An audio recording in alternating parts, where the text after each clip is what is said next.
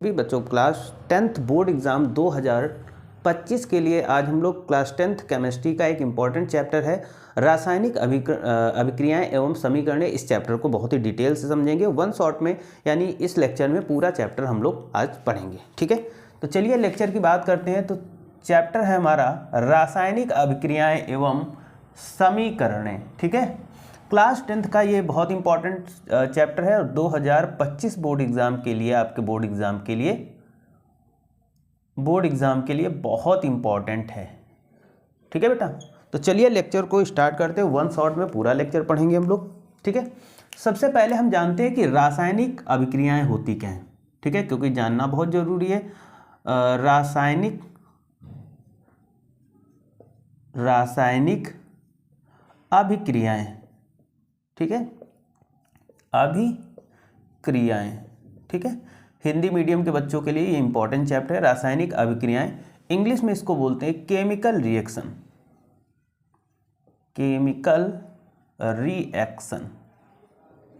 ठीक है, chemical reaction.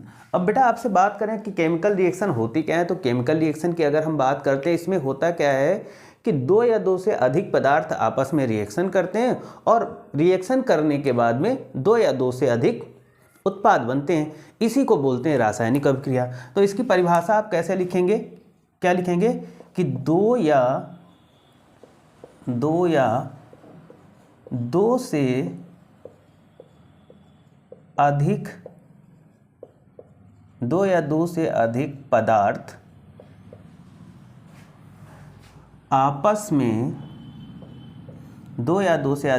पदार्थ आपस में, ठीक है बेटा, क्रिया करके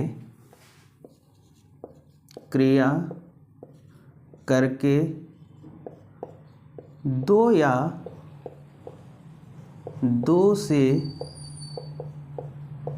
अधिक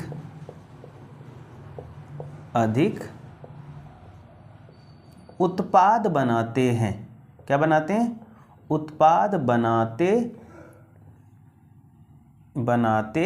हैं। ठीक है बेटा, समझ गए होगे। When two or more substances react to each other to form two or more product. ठीक है, मतलब दो या दो से जब अधिक पदार्थ आपस में रिएक्शन करें और रिएक्शन करने के बाद में दो या दो से अधिक उत्पाद बना ले, तो वो हमारी रासायनिक अभिक्रिया होती है। ठीक, थोड़ा सा हम एग्जाम्पल के थ्रू समझते हैं। जैसे हमने मान लिया कि हमने उत्पाद ए ले लिया, अभिकारक ए ले लिया और बी ले लिया। ठीक, ये दो पदार्थ हैं। ठीक, और इनके अगर हम रिएक्शन करा देते तो यहाँ पर क्या बनेगा, ए बी बन जाएगा। ठीक है, तो ये हमारी एक रासायनिक अभिक्रिया हो गई। अब रासायनिक अभिक्रिया में देखो बेटा एक चीज़ और समझ लो, ये वाला जो पार्ट होता है इसको बोलते हैं हम लोग अभिकारक। ठीक है, क्या बोलते हैं इसको? अभिकारक। इंग्लिश में इसको बोलते हैं रिएक्टेंट। ठीक है, रिएक्टेंट यानी अभिकारक होता क्या है, जो किसी रासायनिक अभिक्रिया में भाग लें। तो इसको लिख सकते हैं कि अभिकारक होता क्या है, तो बेटा जो रासायनिक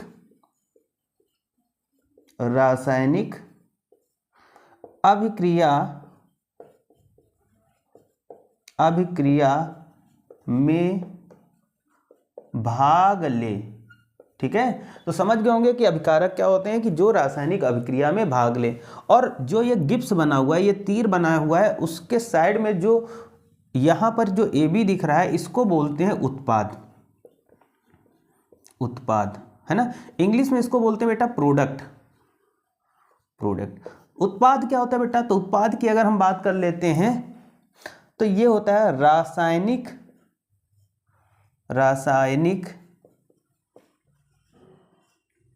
अभिक्रिया के दौरान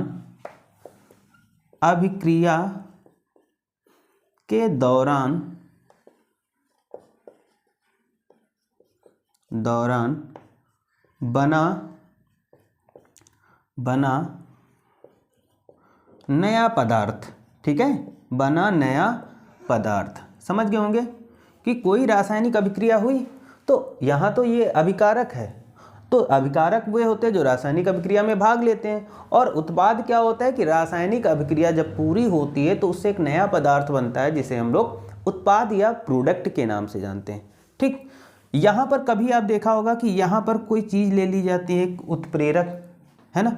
उत्प्रेरक क्या होते हैं बेटा, आपसे पूछ ले कि उत्प्रेरक क्या होते हैं। उत्प्रेरक का मतलब होता है बेटा जिनकी उपस्थिति में कोई अभिक्रिया हो, ठीक है, वो उत्प्रेरक होते हैं, इंग्लिश में कैटलिस्ट बोलते हैं। तो उत्प्रेरक वे पदार्थ होते हैं जिनकी उपस्थिति में कोई रासायनिक अभिक्रिया होती है। उत्प्रेरक काम क्या करते हैं, तो ये किसी भी रासायनिक अभिक्रिया को ना ही तो बहुत स्लो होने देते हैं, ना ही तो बहुत धीमे होने देते हैं, ठीक है। तो उत्प्रेरक क्या होते हैं, जैसे कभी रिएक्शन में देखा होगा, यहाँ NI ले लेते हैं, Al ले लेते हैं, बेस एसिड कुछ भी ले लेते हैं, यहाँ पर उत्प्रेरक ले लेते हैं। ठीक, उत्प्रेरक क्या होते हैं, वे पदार्थ जिनकी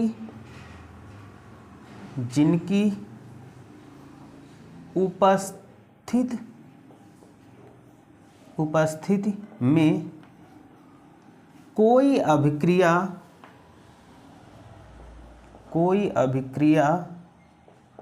पूरी हो। ठीक है, समझ गए होंगे कि अगर आपसे पूछ देता है कि अभिकारक क्या होते हैं, उत्पाद क्या होते हैं, तो आप बता लोगे, उत्प्रेरक क्या होते हैं तो ये सारी चीज़ें आप बता दोगे। ठीक है, रासायनिक अभिक्रिया क्या होती है, तो जिसमें दो या दो से अधिक पदार्थ आपस में क्रिया करते हैं और क्रिया करने के बाद में एक नया पदार्थ बनाते हैं जिसे हम लोग रासायनिक अभिक्रिया कहते हैं। ठीक, यहाँ तक समझ में आया होगा, नोट कर लो बेटा, फिर आगे चलते हैं। नोट कर लीजिए जल्दी से।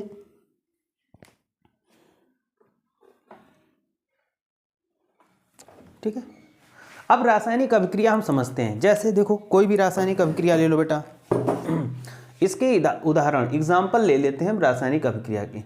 जैसे अगर हम जिंक की रिएक्शन कॉपर सल्फेट के साथ कराएं, ठीक, ये एक रासायनिक अभिक्रिया है। अब रासायनिक अभिक्रिया में क्या है, दो या दो से अधिक पदार्थ हैं, ठीक है, दो पदार्थ हैं और ये अभिक्रिया करेंगे तो क्या बनाएंगे, ये बनाएंगे ZnSO4, जिंक सल्फेट बनाएंगे, प्लस क्या बनाते हैं, ये कॉपर को अलग कर देते हैं। तो ये रासायनिक अभिक्रिया है। अब आपसे पूछे इसमें कि बताओ इसमें उत्पाद कौन सा भाग है और अभिकारक कौन सा भाग है, तो ये वाला जो पार्ट है बेटा, ये वाला जो पार्ट है ये क्या है, अभिकारक है, इसको अभिकारक बोलते हैं। ठीक, और इधर ये तीर के साइड में जो इधर का ये पार्ट बन रहा है इसको हम बोलते हैं बेटा क्या, उत्पाद बोलते हैं। समझ में आया। ठीक, दूसरा एग्जाम्पल देख लो। जैसे अगर हम हाइड्रोजन की रिएक्शन ऑक्सीजन के साथ कराते हैं, ठीक है, तो ये क्या बनेगा, 2H2O, यानी क्या बन गया, पानी बन गया, वाटर बन गया। ठीक, तो ये एक रासायनिक अभिक्रिया है। ठीक है, समझ गए होंगे कि रासायनिक अभिक्रिया क्या होती है और रासायनिक अभिक्रिया में कौन कौन से भाग होते हैं, ये चीज़ आप बहुत ही अच्छे तरीके से क्लियर कर चुके होंगे। ठीक है, अब रासायनिक अभिक्रिया, उसके बाद में हम एक और चीज़ देख लेते हैं, समीकरण संतुलन क्या होता है, फिर उसके बाद रासायनिक अभिक्रिया के प्रकार पे हम बात करेंगे। ठीक है बेटा, बहुत इंपॉर्टेंट है और ये आपके बोर्ड एग्जाम 2025 के लिए बहुत इंपॉर्टेंट। मैं चैप्टर पूरा कंप्लीट करूंगा, साथ साथ मैं ये भी आपको बताऊंगा कि इस चैप्टर से किस प्रकार के क्वेश्चन पूछे भी जाते हैं आपके बोर्ड एग्जाम में। ठीक है बेटा, ठीक है।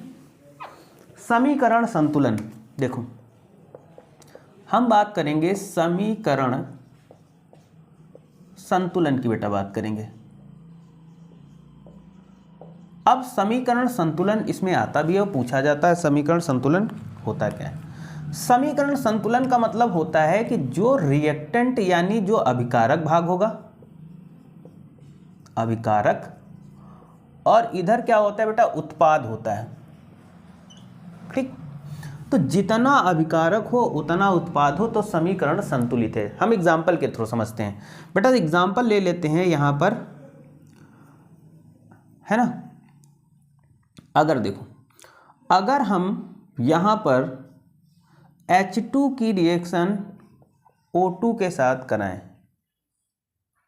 ठीक है, 2H2, ठीक है, या हम ऐसे कर दें, ठीक, और यहां पर हम बना दें 2H2O।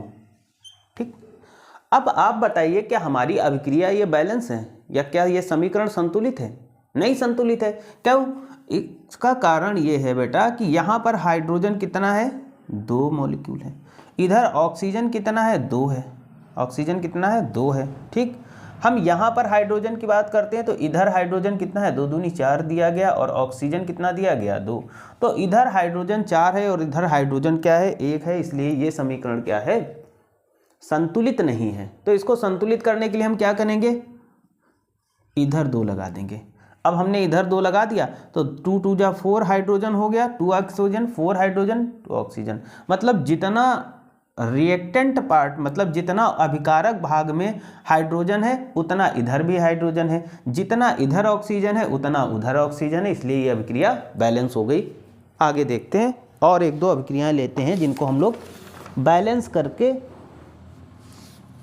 ठीक है। देखो, अगर हम अगली अभिक्रिया की बात करें, जैसे Na+O2 गिव्स 2Na2O, ठीक है, सिल्वर ऑक्साइड बन गया। अब मैं आपसे कहूं कि क्या ये अभिक्रिया संतुलित है? बताओ भाई, आप लोग देख के बताओ, क्या ये अभिक्रिया संतुलित है? बिल्कुल संतुलित नहीं है। तो हम इसको संतुलित करने के लिए क्या होंगे, सबसे पहले लिखेंगे कि इधर सोडियम कितना दिया गया है, जो प्रोडक्ट बना है इसमें सोडियम कितना है, तो 2 2 जा 4 है। ऑक्सीजन कितना है, तो ऑक्सीजन 2 है बेटा, ठीक है। और इधर अगर हम बात कर लेते हैं सोडियम की, तो इधर सोडियम कैसा है, इधर सोडियम सिंगल है। और ऑक्सीजन कितना है, तो ऑक्सीजन यहाँ पर 2 है। तो इधर सोडियम 4 है और इधर ऑक्सीजन क्या है, 1 है। तो हम इस अभिक्रिया को बैलेंस करेंगे, यानी अगर हम इधर 4 कर दे तो रिएक्शन बैलेंस है। देखो बेटा, अगर LHS और RHS दोनों बैलेंस है तभी रिएक्शन को सही माना जाएगा। अगर रिएक्टेंट साइड या प्रोडक्ट साइड अभिक्रिया के जो भी तत्व हैं वो बराबर नहीं है, कंपाउंड बराबर नहीं है, तो यह समीकरण संतुलित नहीं है, तो वो अभिक्रिया क्या होगी, गलत मानी जाएगी जब तक समीकरण संतुलित ना हो जाए, ठीक है। तो आई थिंक आपको समझ में आ गया होगा कि समीकरण संतुलन है क्या, ठीक है। ये चीज़ आपको समझ में आ गई होगी, ठीक है, ठीक है। अब हम बात करेंगे रासायनिक अभिक्रियाओं के प्रकार की, ठीक है। किसकी बात करेंगे बेटा, रासायनिक अभिक्रियाओं के प्रकार की बात करते हैं, ठीक है। देखो, इम्पॉर्टेंट है, चैप्टर को मैं बहुत ही अच्छे तरीके से आपको बताऊंगा, ठीक है। अब हम बात करते हैं रासायनिक अभिक्रियाओं के प्रकार, ठीक है। तो देखो, अब हम बात कर लेते हैं यहाँ पर रासायनिक अभिक्रियाओं के प्रकार।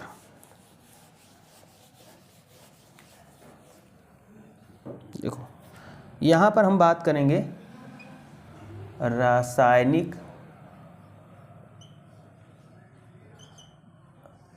अभिक्रियाओं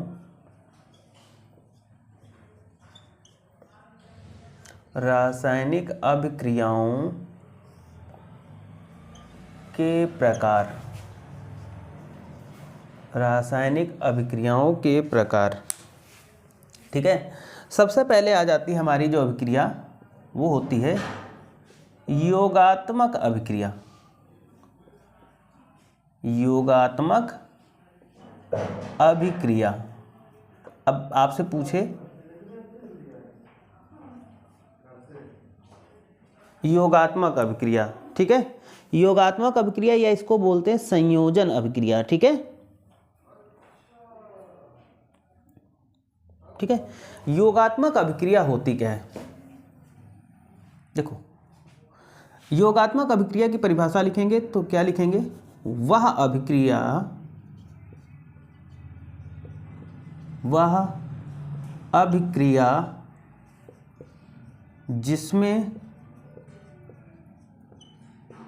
जिसमें दो या दो से अधिक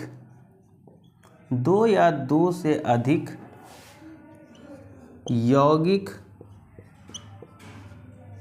या अवयव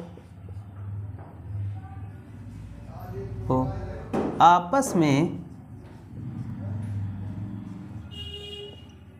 आपस में क्रिया करके, दो या दो से अधिक यौगिक आपस में क्रिया करके केवल एक नया उत्पाद बनाते हैं। ठीक है बेटा, एक नया उत्पाद बनाते हैं। इसमें मतलब बात देखो करते हैं, इसमें क्या होता है कि 2 और मोर सब्सटेंसेस, दो या दो से अधिक पदार्थ या यौगिक आपस में क्रिया करेंगे, लेकिन जो उत्पाद बनेगा वो एक ही बनेगा, सिंगल बनेगा। जैसे हम बात कर लेते हैं, एग्जाम्पल की बात कर लेते हैं। हमने यहाँ पर दो अवयव ले लिए या दो यौगिक ले लिए, एक यौगिक ए ले लिया, एक यौगिक बी ले लिया, लेकिन ये जब रिएक्शन करेंगे तो इनसे जो उत्पाद बनेगा वो केवल एक बनेगा, सिंगल बनेगा। ठीक है, जैसे एग्जाम्पल देखो, अगर हम हाइड्रोजन की रिएक्शन क्लोरीन के साथ कराते हैं, ठीक है, तो ये दोनों रिएक्शन करेंगे तो यहाँ पर क्या बना बेटा, ये हाइड्रोक्लोरिक एसिड बना। तो देखो अभिक्रिया में दो या दो से अधिक पदार्थ आ रहे हैं, दो या दो से अधिक यौगिक या दो या दो से अधिक अवयव आ रहे हैं, लेकिन उत्पाद क्या बनना है, सिंगल बनना है, तो उसी को बोलते हैं योगात्मक अभिक्रिया। ठीक, दूसरा देख लो, एक एग्जाम्पल दूसरा देखो, अगर हम हाइड्रोजन की ऑक्सीजन के साथ रिएक्शन करते हैं तो यहाँ पर उत्पाद क्या बनेगा, 2H2O यानी वाटर बनना, उत्पाद क्या बनना, एक बनना। ठीक, तीसरा देख लो बेटा, अगर हम सल्फर की अभिक्रिया ऑक्सीजन के साथ कराते हैं तो ये बनता है सल्फर डाइऑक्साइड, तो उत्पाद क्या बनना, एक बनना है। इतना नोट कर लो बेटा, कोई डाउट हो तो कमेंट करके जरूर पूछो।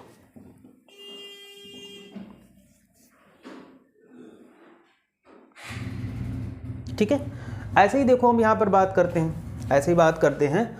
अगर देखो अगला एग्जांपल ले लेते हैं, अगर हम अमोनिया की NH3 अमोनिया की रिएक्शन किसके साथ करा रहे हैं, हम क्लोरीन के साथ कर रहे हैं, तो NH4Cl बनेगा, अमोनियम क्लोराइड बनेगा। ठीक है, क्या बनेगा, अमोनियम क्लोराइड बनेगा। ठीक है, यहाँ पर अमोनियम क्लोराइड ये हाइड्रोक्लोरिक एसिड के साथ रिएक्शन करेगा।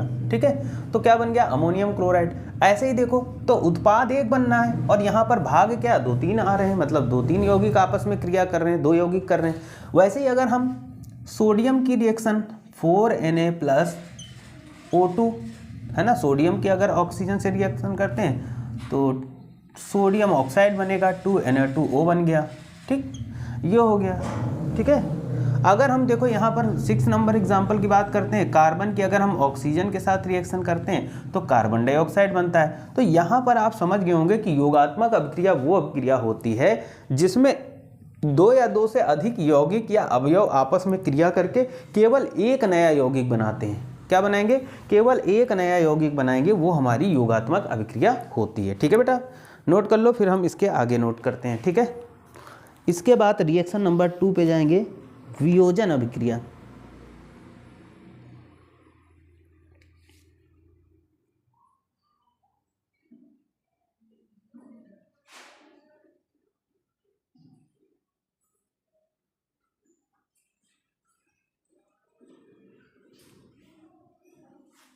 ठीक है, अब देखो नंबर 2 पे बात करते हैं बेटा, यहां पर अब हम बात करेंगे वियोजन। वियोजन, वियोजन अभिक्रिया टाइप नंबर 2, वियोजन अभिक्रिया। ठीक है, वियोजन अभिक्रिया वो अभिक्रिया होती है जिसमें क्या होता है बेटा, एक अभिकारक या एक यौगिक अपने छोटे छोटे यौगिकों में या अवयवों में वियोजित हो जाता है। मतलब ये समझ लो कि हमने कोई यौगिक लिया, हमने समझ लो इतना बड़ा माटी का एक बॉल टाइप का सॉलिड माटी का पार्टिकल लिया, ठीक, और उसको तोड़ दिया। तोड़ने के बाद वो छोटे छोटे टुकड़ों में डिवाइड होता है, वैसे ही कुछ हमारी वियोजन। इसमें क्या होगा, एक यौगिक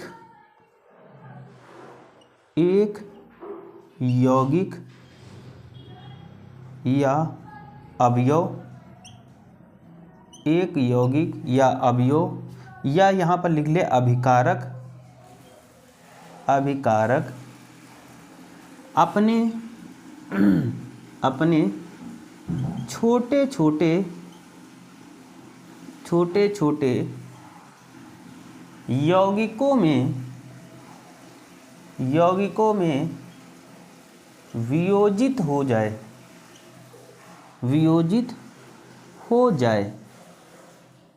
ठीक है, मतलब वियोजित हो जाए। जैसे हमने यहाँ पर लिया AB, और AB को अगर हम हीट कर दे तो ये अपने आयनों में या छोटे छोटे यौगिकों में वियोजित हो जाए।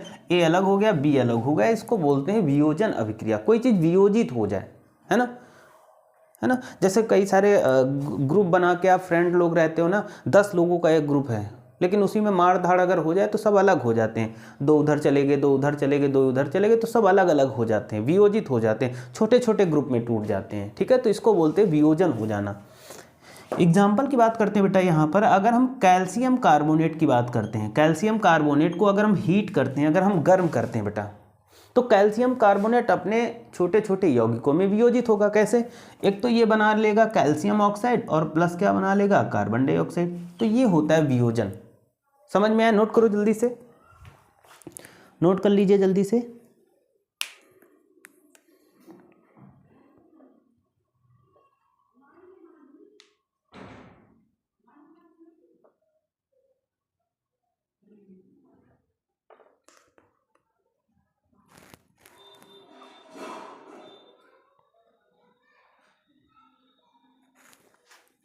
ठीक, फेरस सल्फेट की बात कर लेते हैं। देखो दूसरा एग्जांपल आ जाएगा 2FeSO4, इसको बोलते हैं फेरस सल्फेट। और बेटा अगर हम फेरस सल्फेट को गर्म कर रहे हैं, हीट कर दें, क्या कर दें, फेरस सल्फेट को अगर हम गर्म कर दें तो वो अपने छोटे छोटे यौगिकों में भी वियोजित हो जाएगा। ये फेरिक ऑक्साइड बनाएगा, सल्फर डाइऑक्साइड बनाएगा, सल्फर ट्राईऑक्साइड बनेगा। कैसे? मेरे साथ आप भी करिए। ठीक, तो सबसे पहले ये बनेगा Fe2O3, फेरिक ऑक्साइड बना लिया, और ये और किस में कन्वर्ट होगा, ये SO2 बनाएगा प्लस SO3 बनाएगा। ठीक, तो देखो ये वियोजित हो गया।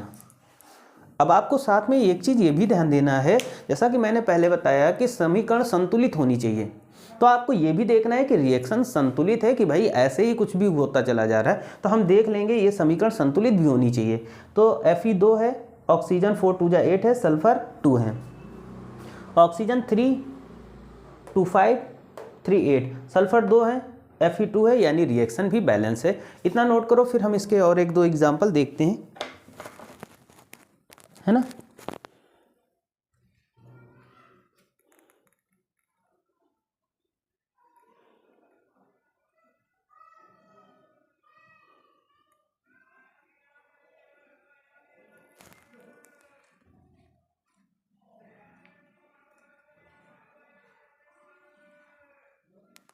ठीक है, ऐसे ही अगर हम पोटेशियम क्लोरेट की बात करते हैं, इधर मैं एग्जांपल उसका कर रहा हूं। ठीक है, अगर हम पोटेशियम क्लोरेट की बात करते हैं बेटा, देखो 2KClO3 पोटेशियम क्लोरेट है, और पोटेशियम क्लोरेट को अगर बेटा हम हीट करते हैं तो बताओ, आप लोग करके बताओ भाई क्या होगा, यहाँ पर क्या बनेगा। पोटेशियम क्लोरेट को अगर हम हीट करते हैं तो इसका वियोजन किस में होगा।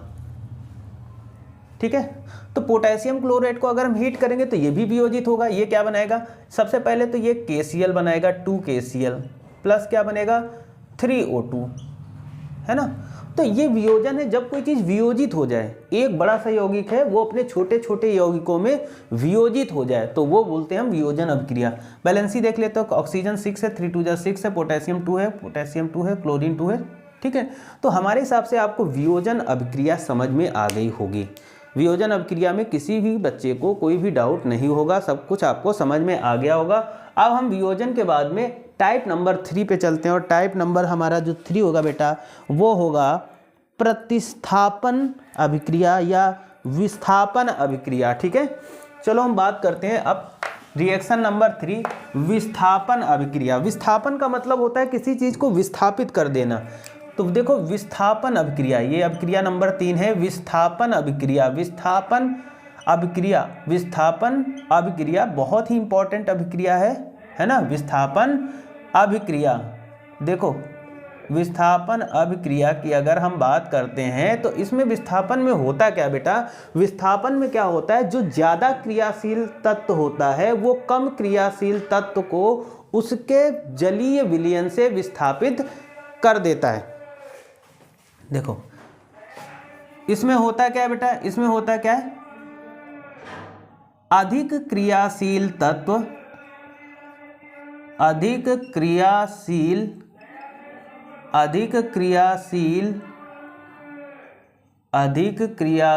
तत्व कम क्रियाशील तत्व को उसके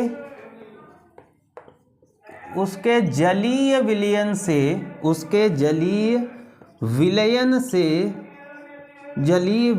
से क्या कर देता है बेटा, विस्थापित कर देता है। क्या कर देगा, विस्थापित कर देता है। ठीक है, क्या कर देगा, विस्थापित कर देता है ना, विस्थापित कर देगा। कैसे, देखो हम बात करते हैं यहाँ पर विस्थापन अभिक्रिया की बेटा बात हो रही है, तो कैसे विस्थापित होगा। देखो आपने विस्थापन का मतलब समझा होगा, हमेशा याद रखो जिंदगी में जो आपसे ज़्यादा ताकतवर होगा वो आपको विस्थापित कर देगा, और जो कम ताकतवर व्यक्ति होता है वो उसको विस्थापित नहीं कर देता है। जैसे एक बढ़िया सा लड़का हो और आप हो, ठीक है, एक दुबला सा लड़का हो, ठीक है, तो अगर किसी दुबले लड़के को किसी ताकतवर बॉडी बिल्डर से कह दिया जाए कि इस लड़के को उठा के यहाँ से वहाँ रख दो, तो वो तो ऐसे उठाएगा, उठा के रख देगा, उसको विस्थापित कर देगा। लेकिन वही दुबला पतला 20-25 किलो का लड़का 70-80 किलो के लड़के को उठा पाएगा, नहीं उठा।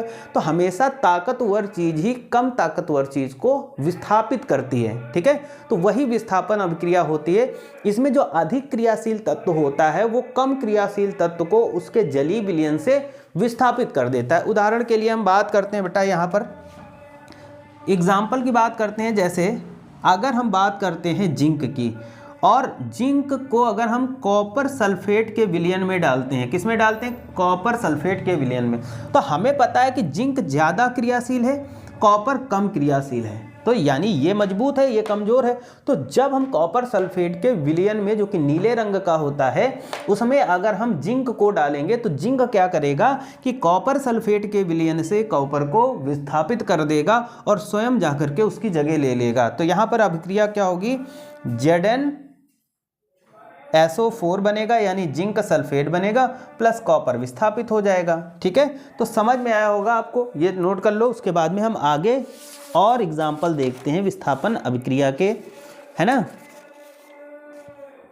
विस्थापन अभिक्रिया के। ठीक है, अब देखो अगर हम लेड की बात करें Pb, और इसको अगर हम क्यूप्रस क्लोराइड, यहाँ पर है ना, क्यूप्रस क्लोराइड होगा और यहाँ पर होगा प्रकाश, एक्वस है, एक्वस, और यहाँ पर प्रकाश है। ठीक, तो देखो यहाँ पर कॉपर से ज़्यादा मजबूत कौन है, ज़्यादा रिएक्टिव लेड है, तो लेड कॉपर को यहाँ से विस्थापित कर देगा। ठीक है, तो लेड विस्थापित करेगा तो ये बनेगा PbCl2 और प्लस Cu। ठीक है, तो ये विस्थापन अभिक्रिया है। विस्थापन का मतलब होता है जब कोई अधिक क्रियाशील धातु कम क्रियाशील धातु को या कम क्रियाशील तत्व को उसकी जगह से विस्थापित कर दे, तो उसे विस्थापन अभिक्रिया करते हैं। ठीक, अब हम आगे बात करते हैं, इतना नोट करो बेटा, फिर हम आगे चलते हैं। द्विविस्थापन,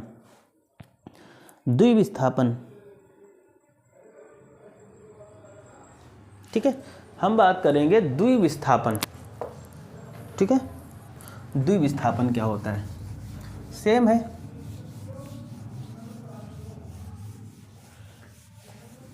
द्विविस्थापन, देखो बेटा, द्विविस्थापन की अगर हम बात कर ले इधर, द्विविस्थापन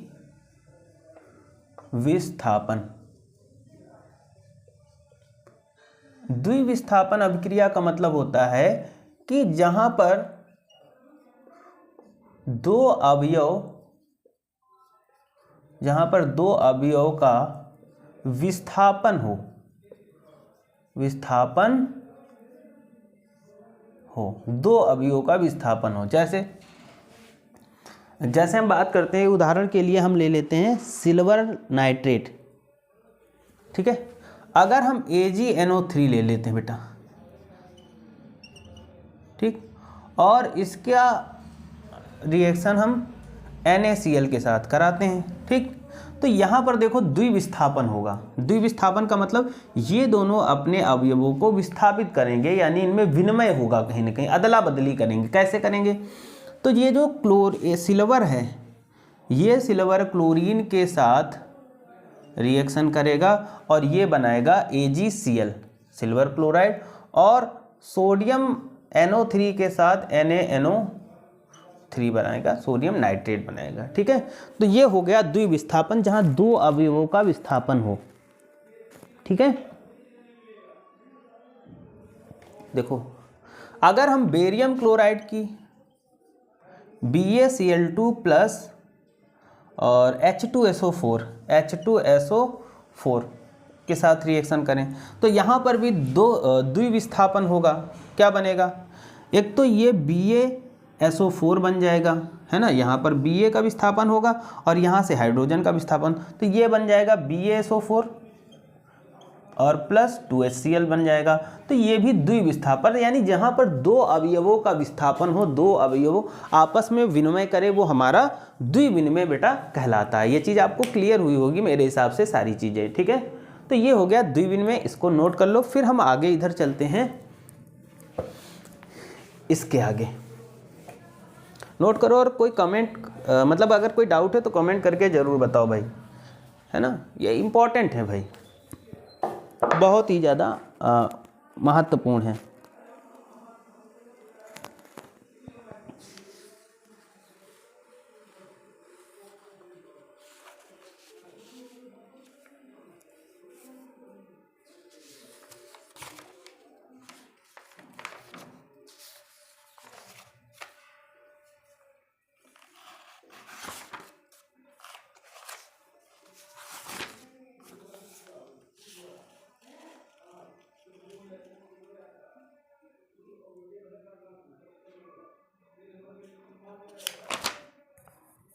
ठीक है,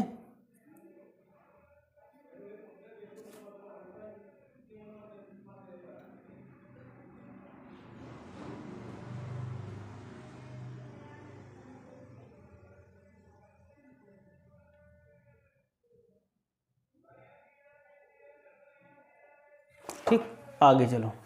आगे परिभाषा आती है कि ऑक्सीकरण क्या होता है, अपचयन क्या होता है। तो देखो बेटा, ऑक्सीकरण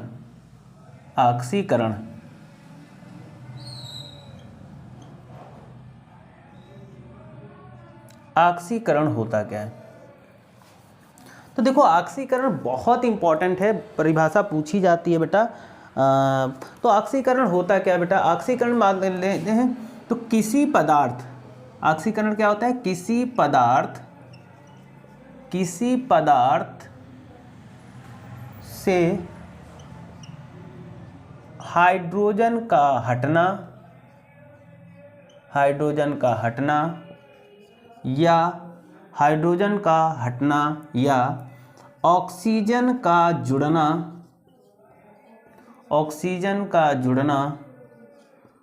ऑक्सीकरण कहलाता है। ठीक है बेटा, ऑक्सीकरण का मतलब होता है या तो हाइड्रोजन हटेगा या फिर ऑक्सीजन जुड़ेगा। जैसे अगर हम 4Na की बात कर लेते हैं और इसकी अब क्रिया ऑक्सीजन के साथ, तो यहाँ पर देखो 2Na सोडियम ऑक्साइड बनेगा, Na2O बनना, तो यहाँ ऑक्सीजन जुड़ रहा है, तो ये क्या हो रहा है? ऑक्सीकरण होता है। वहीं पर अपचयन की बात करें,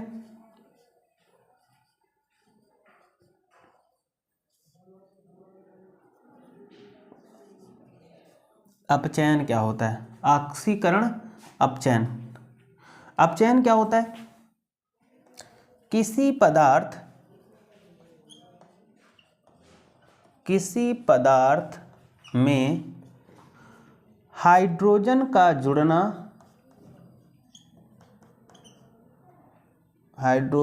जुड़ना तथा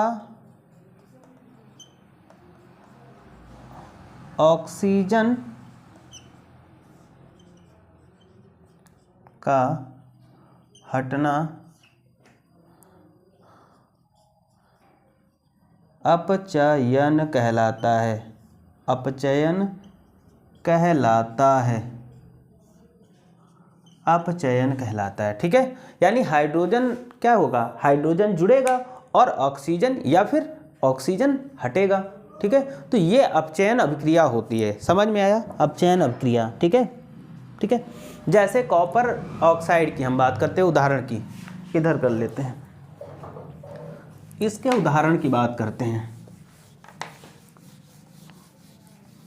उदाहरण की बात करते हैं बेटा, उदाहरण की एग्जांपल की बात करते हैं। जैसे अगर हम कॉपर ऑक्साइड की बात करते हैं और उसकी रिएक्शन अगर हम हाइड्रोजन के साथ कराते हैं, ठीक है, कॉपर ऑक्साइड की अभिक्रिया अगर हम हाइड्रोजन के साथ करते हैं तो यहाँ पर देखो ये क्या बनेगा, यहाँ पर कॉपर अलग होगा प्लस H2O बनेगा। ठीक है, तो ये यहाँ पर क्या हो रहा है, अपचयन हो रहा, अपचयन हो रहा है। ठीक है, तो हमारे हिसाब से आप समझ गए होंगे कि ऑक्सीकरण क्या होता है या अपचयन क्या होता है। ठीक, अब आगे पूछा जा सकता है कि उदासीनीकरण क्या होता है। उदासीनीकरण अभिक्रिया, अभिक्रिया, उदासीनीकरण अभिक्रिया बेटा होती क्या है। देखो, उदासीनीकरण मतलब न्यूट्रलाइजेशन रिएक्शन, जब कोई अम्ल किसी क्षार के साथ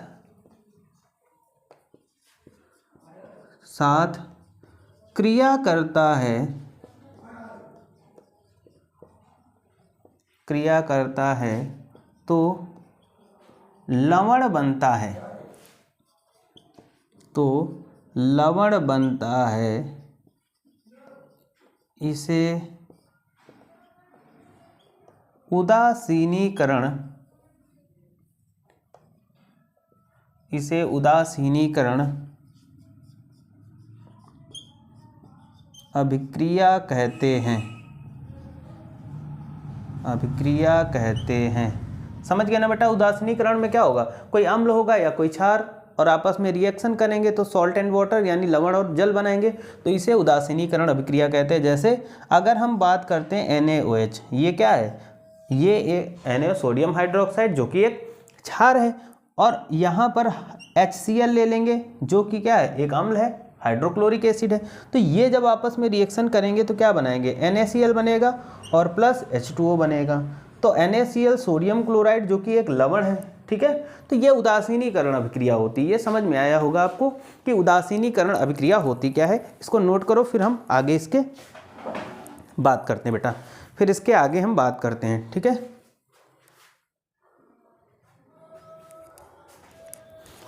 देखो चैप्टर बहुत इंपॉर्टेंट है और जितना मैंने इस चैप्टर में आपको बताया है वही चीज़ें आप इंपॉर्टेंट रखिएगा, यही चीज़ें आपसे पूछी जाएंगी। ठीक है, इसके बाद हम बात करेंगे संक्षारण होता क्या है।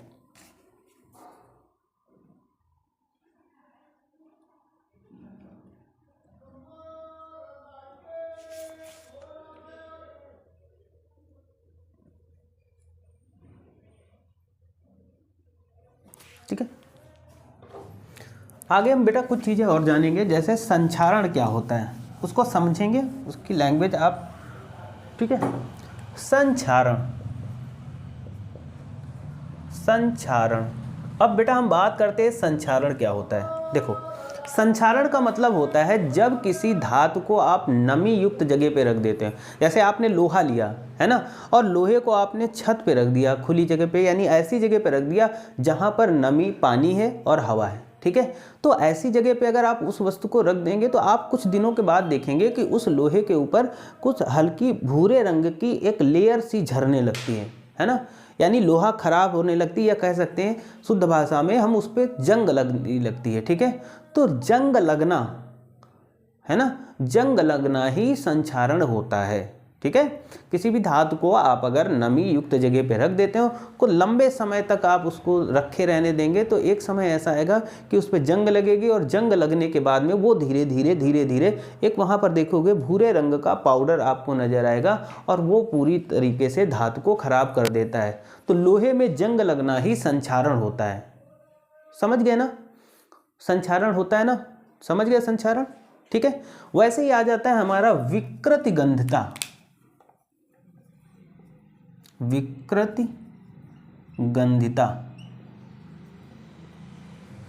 विकृति गंधिता होती क्या है बेटा? विकृति गंधिता का मतलब होता है कि किसी खाद्य सामग्री को अगर आप लंबे समय के लिए बंद करके कहीं रख देते हैं तो कुछ समय बाद उसमें क्या होती है, उसमें एक गंध सी आने लगती है जिसे हम बोलते हैं विकृति गंधिता। ठीक है, एक डिब्बे में आप खाने को पैक करके रख दीजिए 2 4 5 6 7 दिन के लिए, तो कुछ समय बाद आप डिब्बे को जब खोलेंगे तो उससे एक गंध आएगी, खाना सड़ने लगता है ना। तो उसी को बोलते हैं बेटा विकृति गंधिता। ये आपको समझ में आया होगा कि विकृति गंधिता होती क्या है।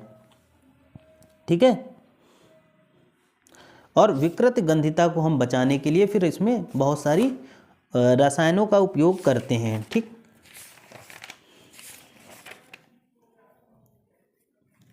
ठीक है, विकृति गंधिता आपको समझ में आई होगी होती क्या है। ठीक है, तो इस चैप्टर में जो भी महत्वपूर्ण चीज़ें थी बेटा वो हमने कंप्लीट कर ली है ना। इस चैप्टर को पूरा हमने रिवाइज कर लिया। इस चैप्टर में जो भी चीज़ें आपसे पूछी जाएंगी उन सभी चीज़ों को हमने एक ही लेक्चर में कंप्लीट कर लिया। और बोर्ड एग्जाम 2025 आपका जो है इसके लिए चैप्टर बहुत इंपॉर्टेंट है, तो ध्यान रखिएगा, इस चैप्टर को बहुत ही अच्छे से देख लीजिएगा। इससे जितना भी मैंने आज पढ़ाया उससे बाहर कुछ भी नहीं आएगा। तो आज के लेक्चर में इतना ही रखते हैं। Thank you for this class.